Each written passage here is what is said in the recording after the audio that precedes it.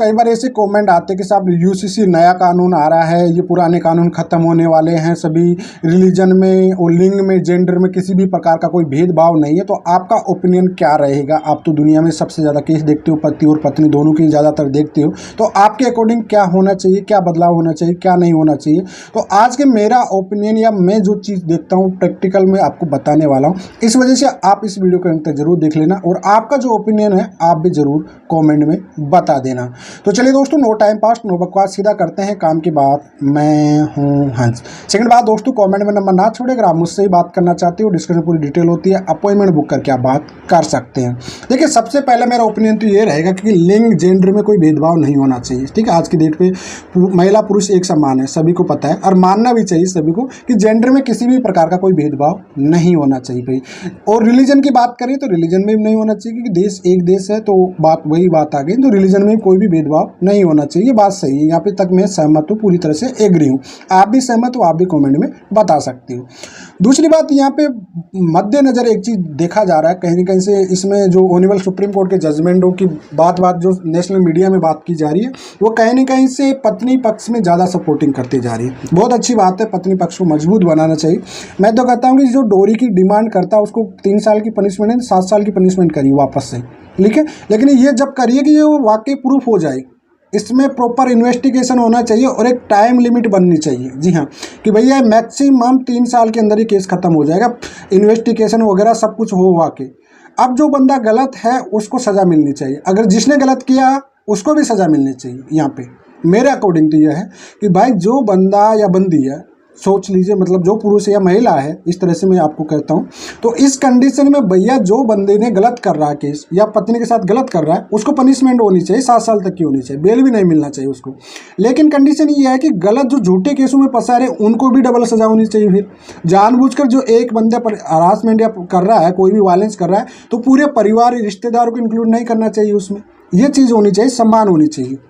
तो यहाँ पे तीसरा पॉइंट ओपिनियन मेरा ये रहेगा कि भाई जो पति पत्नियों के लिए इतना दिया गया है, जैसे कि महिला आयोग है, ठीक है, महिला थाना है, हर जगह उनका ओपिनियन रखा गया है, हर जगह सुनी जाती है। पुरुषों के लिए भी कोई पुरुष आयोग होना चाहिए, पुरुषों को सुनने के लिए कोई कोई जगह होनी चाहिए, क्योंकि महिला प्रताड़ित है तो पुरुष भी प्रताड़ित है आज की डेट पे। ये बात आप भी समझते हो, मैं भी समझता हूँ कि पुरुष वाकई बहुत ज़्यादा प्रताड़ित है आज की डेट पे। तो पुरुषों को सुनने की जगह होनी चाहिए, कहीं कहीं ऐसा प्लेटफॉर्म होना चाहिए जहाँ पुरुष अपनी बात भी रख सके, अपनी पीड़ा को भी रख सके, ये बात समझना चाहिए। रही बात मेंटेनेंस को, डाइवोर्स को केस की, तो देखिए जो कोई रिश्ता चल ही नहीं पा रहा, जबरन उस रिश्ते में कोई पार्टी रहना ही नहीं चाह रही, या जो पार्टी डाइवोर्स भी देना नहीं चाह रही बिना वजह से, तो ऐसे में उनको डाइवोर्स से फ्री कर देना चाहिए। जी हाँ, जबरदस्ती आप उस रिश्ते को मत खींचिए। हम बार बार कहते हैं कि आप बिना वजह से इस रिश्ते को मत खींचिए। देखो, इसमें तो ऑनरेबल सुप्रीम कोर्ट ने भी अपना पावर यूज करके 141 जो आर्टिकल है, 142 आर्टिकल में अपना पावर यूज करते हुए डाइवोर्स दे सकता है, आपको पता है भाई। ऐसा रिश्ता किस काम का जो वाकई चल भी नहीं रहा, साथ भी नहीं रह रहे हैं, दोनों लड़ रहे हैं कोर्ट कचहरी में बिना वजह से, कोई मतलब है नहीं।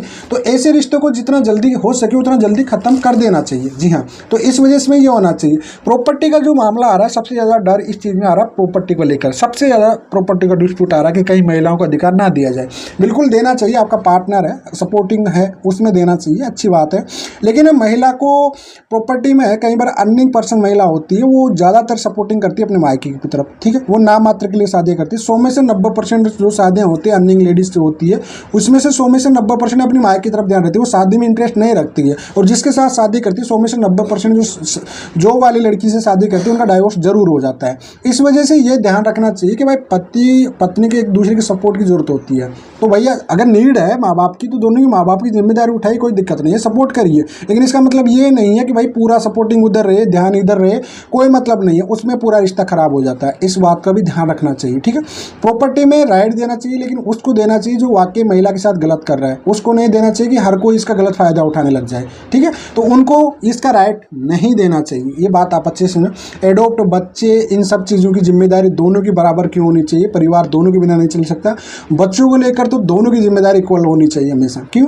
क्योंकि बच्चों को दोनों का प्यार चाहिए। देखिए, छोटे बच्चे होते चाहे माता पिता, दोनों की जिम्मेदारी होनी चाहिए। उनका फ्यूचर का बात होती है, सवाल होती है, लाइफ का सवाल होता है बच्चों का, तो उनको लेकर दोनों हस्बैंड वाइफ की रिस्पॉन्सिबिलिटी प्रॉपर होनी चाहिए। माता पिता को लेकर जो सीनियर सिटीजन होते हैं या माता पिता सास ससुर होते हैं, उनकी सबसे बड़ी रिस्पॉन्सिबिलिटी होनी चाहिए। क्योंकि कोई इंसान में कहीं बार ऐसे बुजुर्ग माँ बाप देखता हूँ जिनको कभी पुलिस थाने कोर्ट कचहरी में उनका काम ही नहीं पड़ा पूरी लाइफ में, 70 साल 60 साल की उम्र में उन लोगों को बिना वजह से कोर्ट कचहरी में घिसा जाता। तो ऐसे लोगों को ना खींचा जाए कोर्ट कचहरी में, ऐसे लोगों ने इनके लिए भी एक पर्सनल जैसे सीनियर सिटीजन एक्ट बना हुआ है 2007, इसको थोड़ा मजबूत किया जाए, इनको भी पक्ष दिया जाए, माता पिता का भी ध्यान रखा चाहिए। ठीक है, साथ में जो सबसे ज़्यादा इंटरफेयर किया जाता है ये माँ बाप रिमोट वाले सिस्टम को, इसको बंद कर देना चाहिए, क्योंकि बहुत अच्छे घर इस रिमोट की वजह से बंद हो जाता है। 8वां मेरा ओपिनियन रहता है एडल्ट्री, जो कि शादी से पहले आप लिव इन में रहिए, एडल्ट्री रहिए, जो भी आपका संबंध रहेगी, लेकिन शादी के बाद इस चीज़ को बिल्कुल बाउंड कर दो वापस से, क्योंकि इतना फ्रीडम मत दीजिए।